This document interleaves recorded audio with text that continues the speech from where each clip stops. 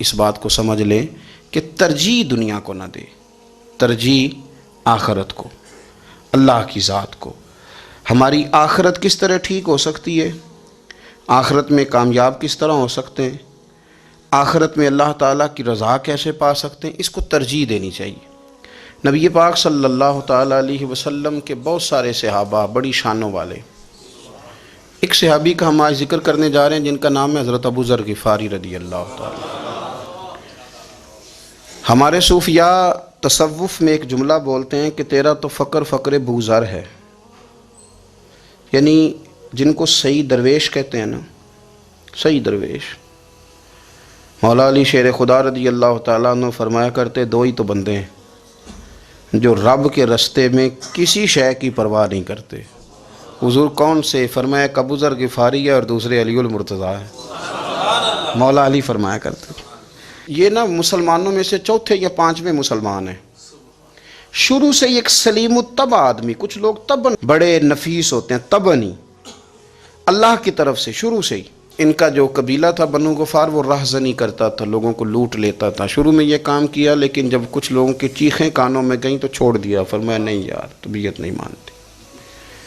اور نبی پاک کا کلمہ پڑھنے سے پہلے ہی بتوں کی پوجا چھوڑ کے رب کی عبادت شروع کر دی۔ لوگ پوچھا کرتے تھے آپ عبادت تو کرتے تھے پر منہ کدھر کرتے تھے؟ فرماتے تھے جدھر وہ کرا لیتا تھا کر لیتے تھے۔ کسی نے انہیں بتایا کہ مکے میں ایک شخص ہیں جنہوں نے اعلان نبوت کیا ہے، آپ کی طرح کی باتیں کرتے ہیں۔ انہوں نے اپنے بھائی کو بھیجا، ان کا نام انیس تھا، پتہ کر کے واپس آئے، بھائی کہنے لگے ابو ذر، ان کا نام جندب ہے، اصل میں ذر ان کے بیٹے کا نام ہے اور کنیت سے زیادہ معروف ہیں، ابو ذر غفاری کہلاتے ہیں۔ فرماتے ہیں کہ بھائی نے آ کے بتایا کہ وہ نیکی کا حکم دیتے ہیں، برے کاموں سے منع کرتے ہیں، صلہ رحمی کا پیغام دیتے ہیں، لیکن لوگ سارے مخالف ہیں۔ یہ چیز بھی بڑی کاؤنٹ ہوتی ہے، اسے نہ کاؤنٹ کیا کریں۔ لوگوں کی ترجیحات بدلتی ہیں، صبح کچھ دوپہر کچھ شام کچھ، اسے نہ کاؤنٹ کریں۔ انہوں نے اس بات کو کاؤنٹ کر کے بتایا کہ لوگ ان کے جو ہیں نا وہ مخالف ہیں سارے۔ تو حضرت ابو ذر غفاری کہنے لگے مجھے تسلی نہیں ہوئی، میں خود جا کے پتہ کروں گا۔ کہتے ہیں مکہ شریف آیا تو کسی ایسے آدمی سے پوچھ بیٹھا، میں تو کچھ اور سمجھا تھا، وہ کچھ اور نکلا۔ مکے والوں نے بڑا مارا، مکے پہنچ کے پہلی جو چیز ملی وہ مار کھانے کی تھی۔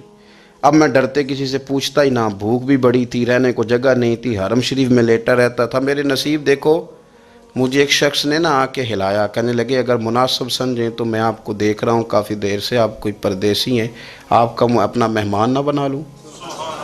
تو میں نے کہا آپ کا کیا نام ہے؟ کہنے لگے میرا نام ہے علی ابن ابی طالب۔ کہتے ہیں مولا کائنات گھر لے گئے، کھانا بھی کھلایا، جگہ بھی دی سونے کو، خدمت بھی کی، لیکن چونکہ میں تو پہلے ایک سے پوچھ کے مار کھا بیٹھا تھا، میں نے پوچھا نہیں میں کدھر آیا ہوں۔ رات رہے، اگلی رات بھی رہے، لیکن میں نے بتایا نہیں میں کس کام آیا ہوں۔ حضرت ابو ذر غفاری رضی اللہ تعالیٰ عنہ کہتے ہیں خود ہی مولا علی نے پوچھا بتا سکتے ہو کیسے آئے ہو؟ میں نے کہا راز رکھ لو گے؟ فرمایا بڑا کشادہ سینہ دیا رب نے مجھے، تو بات تو کر۔ کہنے لگے یار میں تو محمد مصطفیٰ کی زیارت کرنے آیا صلی اللہ تعالی علیہ وسلم۔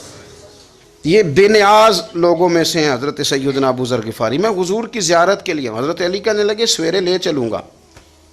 انسان بزدل نہیں ہوتا، ہر انسان بزدل نہیں ہوتا، اور بلا وجہ ٹکراؤ کی پالیسی بنا لینا یہ بھی سیانے لوگوں کا کام نہیں۔ حکمت کے تقاضوں کے مطابق چلنا یہ بھی دلیر لوگوں کا ہی کام ہوتا ہے۔ حضرت مولا علی کہنے لگے صبح لے کے چلوں گا پر حالات ٹھیک نہیں، شرارتی لوگ ہر جگہ ہوتے ہیں، اگر کوئی شرارتیوں کا ٹولہ ملا نا جو کھڑا ہوگا جاسوسی کرنے کے لیے کہ حضور کی طرف کون کون جا رہا ہے، تو میں نیچے جھکوں گا جوتے کا تسمہ ٹھیک کرنے کے لیے، لیکن آپ نے نہیں کھڑے ہونا، آپ نے چلتے رہنا ہے تاکہ کسی کو شک نہ ہو۔ کہتے ہیں اس ترتیب سے حضرت علی مجھے لے کے گئے، میں حضور کی بارگاہ میں پہنچا۔ مولا علی کہتے ہیں بڑے بڑے لوگ سوال کرتے تھے پر یہ شروع سے سلیم الطبع تھے، مجھے کہہ لینے دینا، جنہوں نے ماننا ہوتا ہے وہ لمبے سوال کرتے ہی نہیں۔ مان جو لیا تو لمبے سوالوں کی ضرورت ہی کوئی نہیں۔ کہتے ہیں لوگ بڑے بڑے سوال کرتے تھے پر ابو ذر نے 2-3 باتیں ہی پوچھیں اور آگے جا کے کہنے لگے حضور ہاتھ بڑھائیں مجھے کلمہ پڑھائیں۔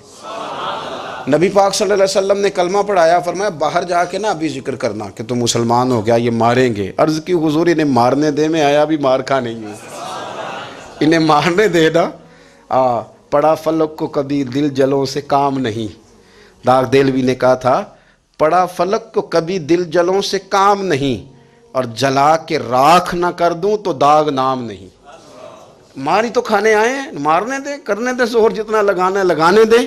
باہر جا کے اعلان کیا، مکے والوں نے مارا، اتنا مارا کہ بے ہوش ہو گئے.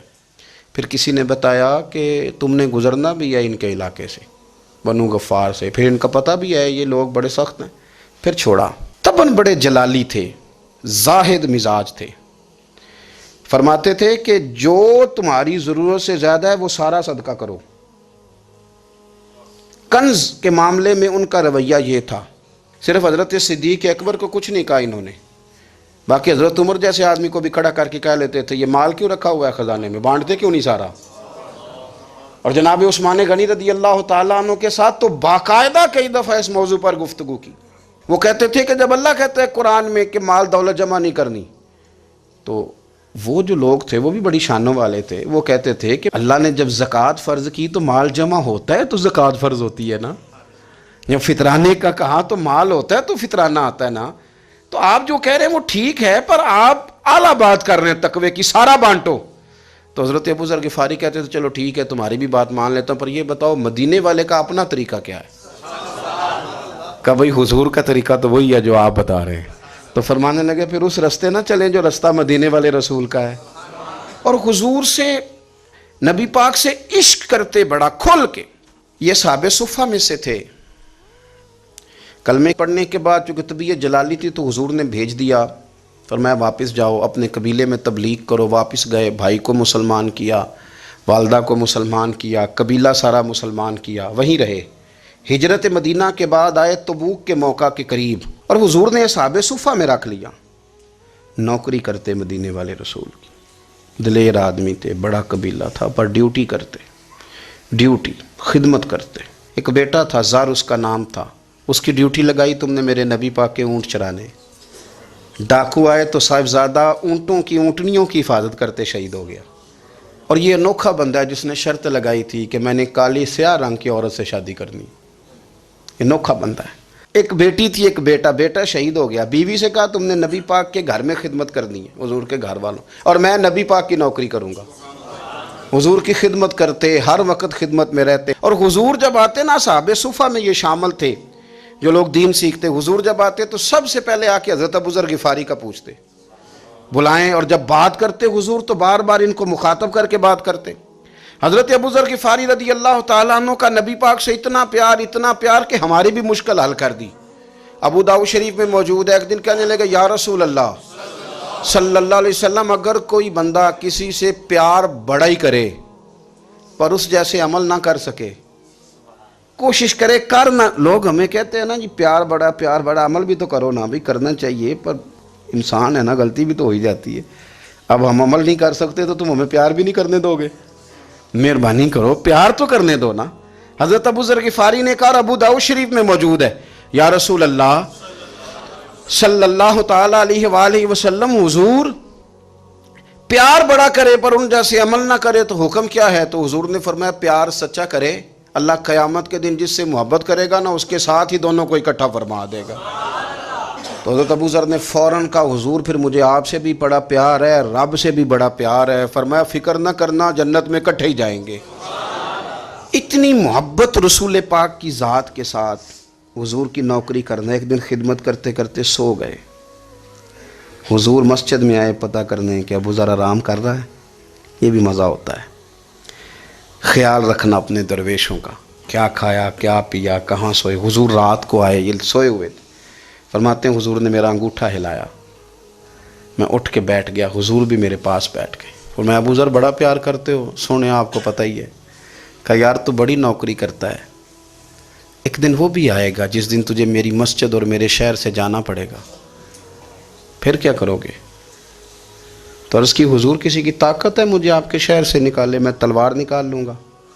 تو نبی پاک نے فرمایا تلوار نہ نکالنا، جہاں تمہیں بھیجا جائے چپ کر کے چلے جانا. حضور کب تک؟ فرمایا جب تک اللہ تیری اور میری ملاقات نہیں کرا دیتا، یعنی وصال تک.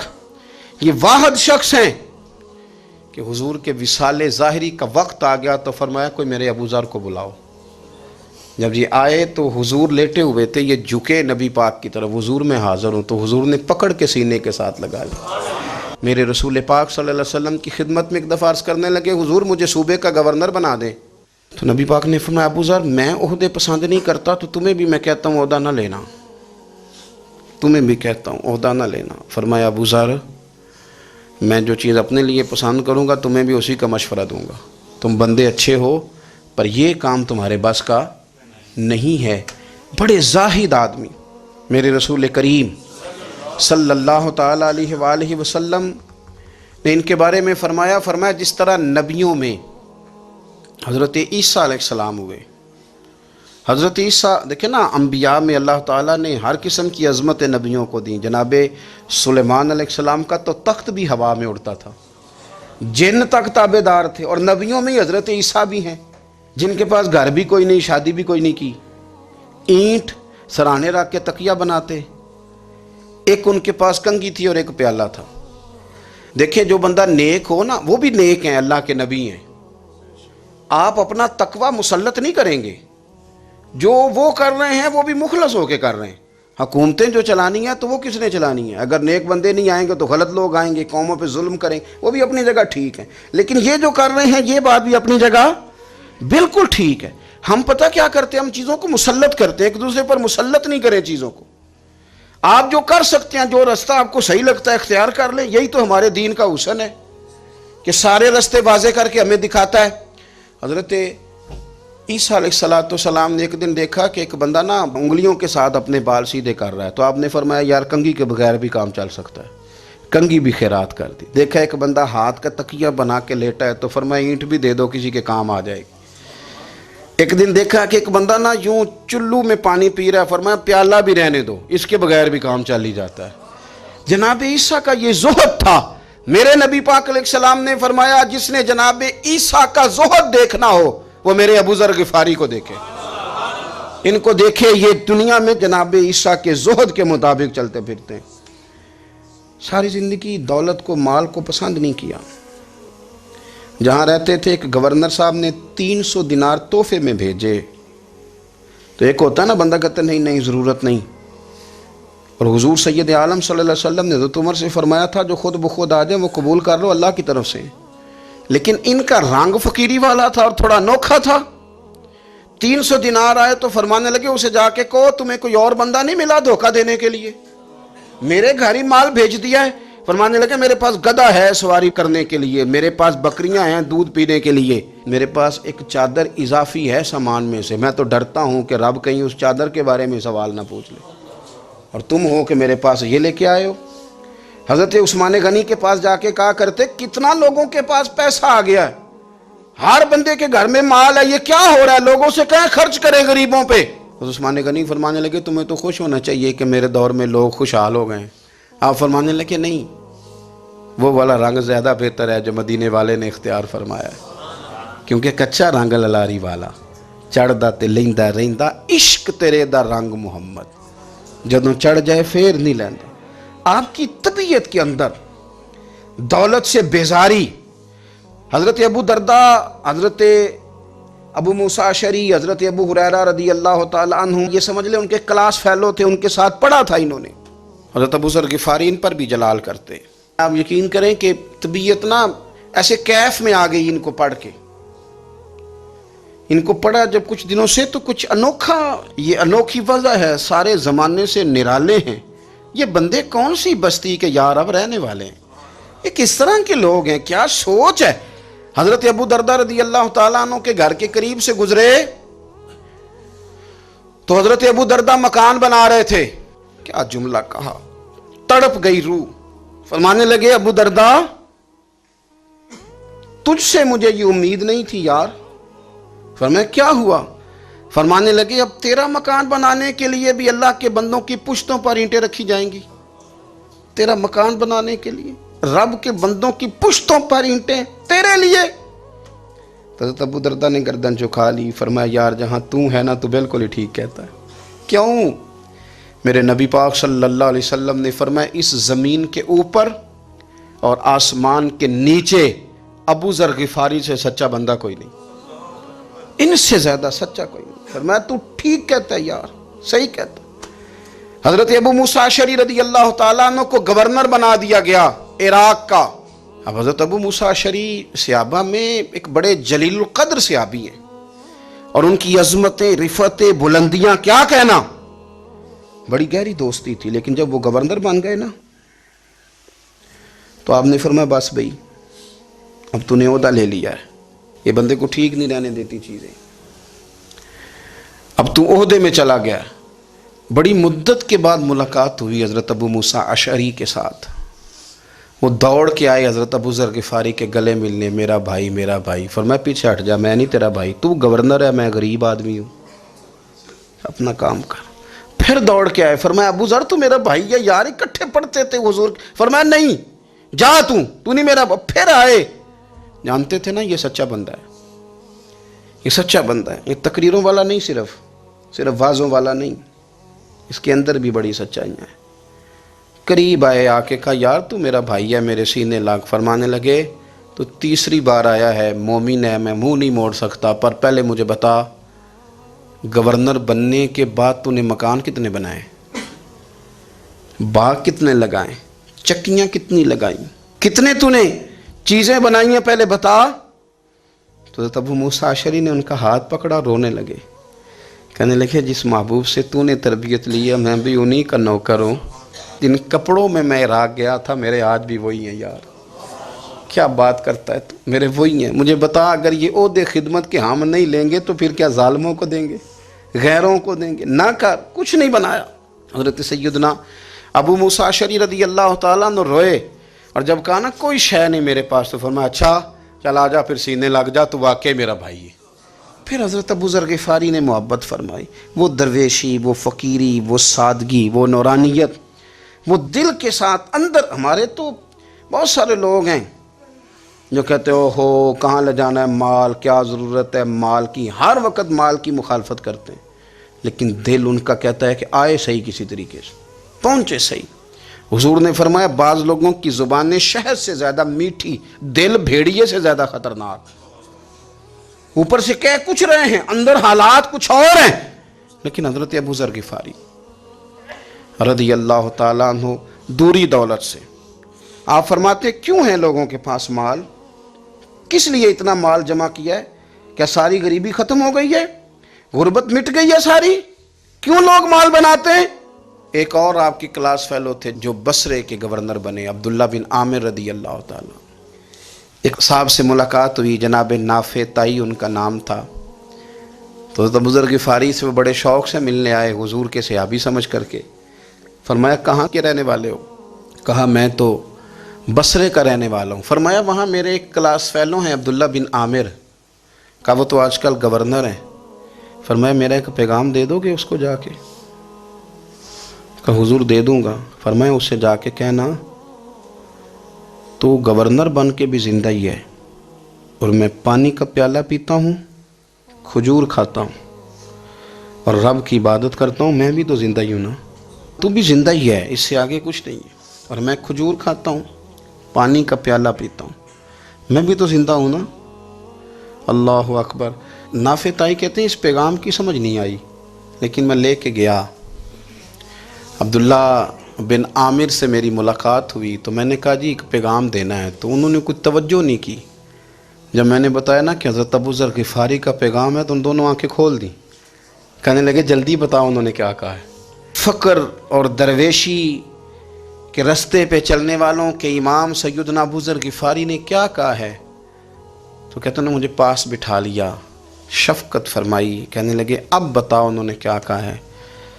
تو عرض کرنے لگے انہوں نے کہا ہے کہ تو گورنر ہے، تو بھی زندہ ہے، اور میں کھجور کھاتا ہوں، پانی پیتا ہوں، رب کو یاد کرتا ہوں، میں بھی تو زندہ ہی ہوں نا۔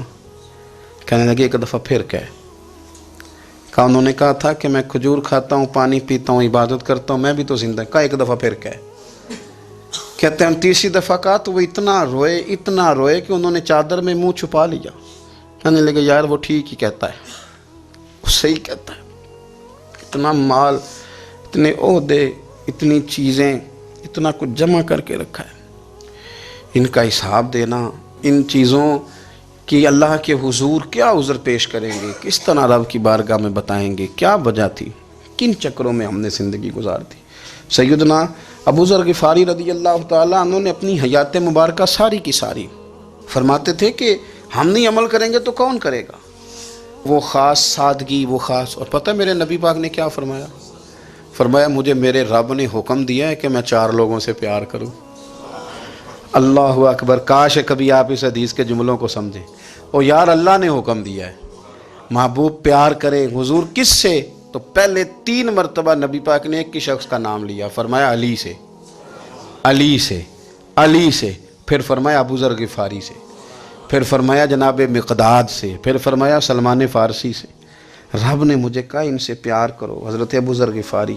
تبوک کے موقع پر نا اونٹ پہ بیٹھے تھے، پیچھے رہ گئے، اونٹ پر بیٹھے تھے تو پیچھے رہ گئے، اونٹ سست تھا، تھک گیا، چل نہیں رہا تھا۔ حضرت ابو ذر غفاری رضی اللہ تعالیٰ عنہ پہلے تو اسے لے گئے یہ گاؤں میں کہ اونٹ بیمار ہو گیا، اس کا علاج کرایا، لیکن جب وہ ٹھیک نہ ہو سکا نا تو اونٹ وہیں چھوڑ دیا۔ حضور صلی اللہ علیہ وسلم کے پیچھے ضرور پہنچنا ہے میدان تبوک میں، تو جو سامان تھا وہ سارا پشت پہ رکھا اور اکیلے ہی چل دیے، تنے تنہا اور پیدل۔ سامنے سے گرد اڑتی ہوئی نظر آئی تو لوگوں نے کہا حضور پتہ نہیں کون آیا ہے۔ فرمایا تمہیں نہیں پتہ، مجھے تو پتہ ہے نا، ابو ذر غفاری آیا ہے، ابو ذر غفاری آئے۔ پھر حضور نے فرمایا یمشی واحدہ و یموت واحدہ و یبعث واحدہ، فرمایا یہ تنہا چلتے ہیں، یہ تنہا ہی دنیا سے جائیں گے، تنہا ہی اٹھائے جائیں گے، تنہا تنہا چلتے ہیں، تنہا ہی دنیا سے جائیں گے، انتقال تنہا ہی اٹھائے جائیں گے۔ جو بہت زیادہ سختی کرنے لگے صحابہ پہ، بہت زیادہ، تو حضرت عثمان غنی رضی اللہ تعالیٰ عنہ نے فرمایا کہ آپ اپنے مزاج کے لحاظ سے تو درست ہیں، پر جو چیز آپ طاری کرنا چاہتے ہیں جب شریعت گنجائش دیتی ہے تو آپ کیوں اتنی سختی فرماتے ہیں؟ تو فرمانے لگے ٹھیک ہے پھر مجھے ربضہ جانے کی اجازت دے دو۔ ربضہ ایک بستی تھی، جنگل تھا، وہاں کوئی آتا جاتا نہیں تھا، اسی کسے دے کچھ نہیں جلا گئے تو نہ کچھ ہڈا دردی۔ حضور نے کہا تھا نا یمشی واحدہ، تو اکیلا چلے گا، ربضہ چلے گیا۔ حضرت سیدنا عثمان غنی نے کہا یہ کچھ بکریاں لے جاؤ، دودھ پی لیا کرنا۔ فرمایا عثمان مجھے مال کی تو ضرورت پہلے دن سے ہی کوئی نہیں، مجھے تو رب رسول کی ضرورت ہے، ان کی کرم نوازیاں میرے ساتھ رہتی ہیں۔ تشریف لے گئے، وہاں تنہا کھجور کے خشک ٹکڑے کھاتے، عبادت کرتے، اللہ کو یاد کرتے۔ بڑے بڑے لوگوں نے آ کے کہا کہ ابو ذر آپ کی بڑی شان ہے، ہمارے ساتھ چلیں۔ فرمایا چھوڑو، کہاں منشور ہم اور کہاں ہنگامے محبت کے، ایک حجرے میں رہتے ہیں، خدا کو یاد کرتے ہیں، ضرورت کوئی نہیں، جہاں ہوں نا وہاں میں ٹھیک ہوں، حاجت نہیں۔ وصال کا وقت آ گیا، دنیا سے جانے کا ٹائم آ گیا، اکیلے ہیں، بیوی ہے اور بیٹی ہے، جنگل کا علاقہ ہے، حج ہو گیا، رستے بند ہو گئے، بیمار ہو گئے۔ اپنی اہلیہ کو بلا کے کہنے لگے اب میں بچوں گا نہیں، اب جانے کا وقت آ گیا ہے۔ میں نے فقیری جو حضور کی دیکھی تھی اس میں نے وقت گزارا ہے، اور دیکھ میں جا بھی فقیری میرا ہوں، لے سجدہ سا توڑ دی پائی، جان بھی دیتی تیرا تیرے، اب جانے کا وقت ہے۔ تو اس طرح کرنا، اگر تیرے پاس کوئی کپڑا ہوا تو مجھے کفن دے دینا، نہ ہوا تو اللہ کے سپرد کر دینا۔ کہا ہم 2 عورتیں ہیں، جنازہ، غسل، کفن۔ فرمایا رب جماعت بھیجے گا میرے لیے، لوگ آئیں گے، میرے نبی پاک نے مجھ سے وعدہ کیا تھا آئیں گے نا لوگ۔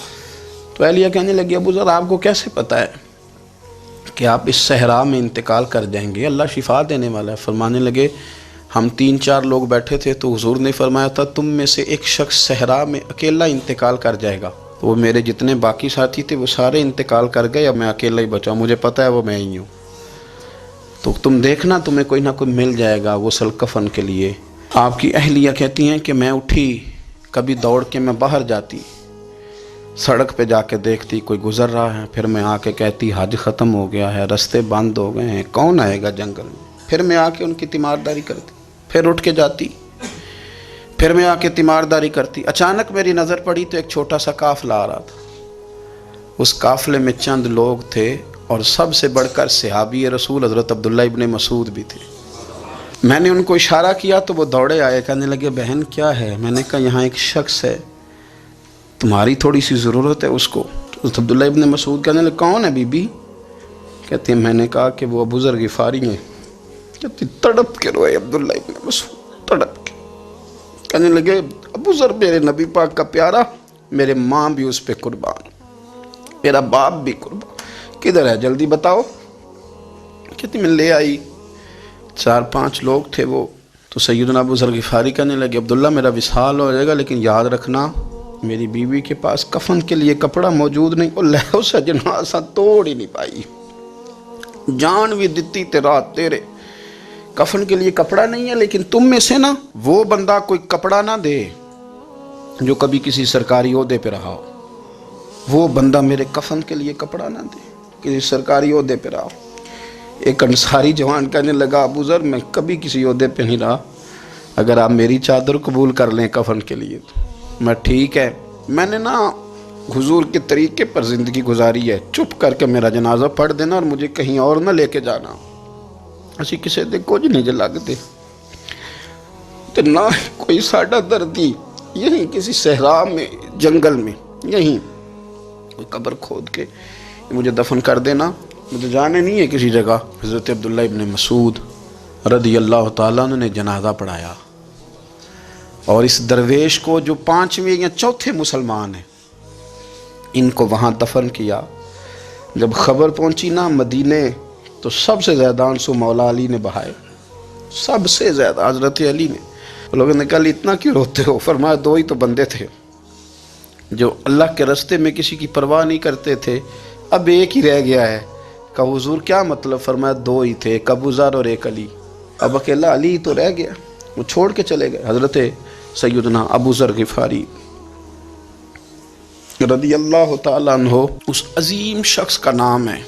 سردار قبیلے سے تعلق تھا, بڑے بہادر تھے, پر حضور کو فقیری میں دیکھا تو پھر زندگی اسی فقیری میں گزارتی, اسی فقیری میں, اسی طریقے میں وفا کر کے نا اسی رنگ میں گزار دی, انہی نقشوں پہ رہے. اگرچہ جائز تھا, بڑے بڑے لوگ تھے, بڑے بڑے لوگ تھے. حضرت عبد الرحمن ابن عوف بڑا مال تھا, حضور نے ان کو جنتی کہا, ان کے پیچھے نماز پڑھی, سب ٹھیک تھا. پر فرماتے تھے یار میں انکار نہیں کرتا, پر میرے نبی نے فقیری کی, حضور نے ایک وقت کھایا ایک وقت بھوک کاٹی, تم کس طرح بھر بھر کے پیٹ کھاتے ہو, تم کس طرح اتنی آسانیاں دیکھتے ہو. حضرت ابو ذر غفاری فرماتے تھے مجھے میرے نبی پاک نے 6 باتوں کی وصیت کی تھی.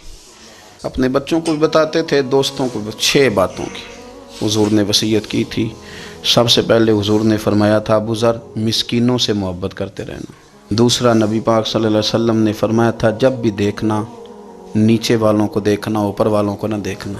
مالداروں جاگیرداروں پہ توجہ نہ کرنا, ذہن خراب ہوگا. نیچے دیکھنا, غریبوں کی طرف توجہ رکھنا. تیسرے نمبر پر نبی پاک صلی اللہ علیہ وسلم نے فرمایا تھا ہر حال میں حق بات کہنا اگرچہ وہ کڑوی ہو. چوتھے نمبر پہ میرے محبوب نے فرمایا تھا اللہ کے معاملے میں کسی کی پرواہ نہ کرنا, کوئی کیا کہتا ہے کہتا رہے, تم رب کے راستے پہ چلتے رہنا, ملامت کی پرواہ نہ کرنا. اور 5ویں نمبر پر میرے نبی پاک نے مجھ سے کہا تھا اگر رشتہ دار تجھ سے تعلق توڑیں بھی نہ تو جوڑ کے رکھنا, صلہ رحمی نہ چھوڑنا. اور 6